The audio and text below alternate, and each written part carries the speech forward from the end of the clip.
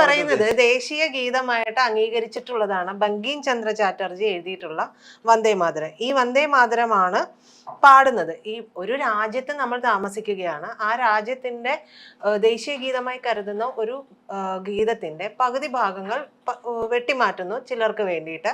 പിന്നീട് വരുന്ന സർക്കാർ, അതിപ്പോ BJP സർക്കാർ ആയിക്കോട്ടെ ആരും ആയിക്കോട്ടെ, അത് കൂട്ടിച്ചേർക്കുന്നുണ്ടെങ്കിൽ അത് പാടുമ്പോൾ, ഒരു സ്വന്തം രാജ്യത്തെക്കുറിച്ച് പാടുമ്പോൾ അതൊരു വർഗീയതയും അതല്ലാത്ത ഇത് മതേതരത്വവും ആകുന്നത് എങ്ങനെയാണ്?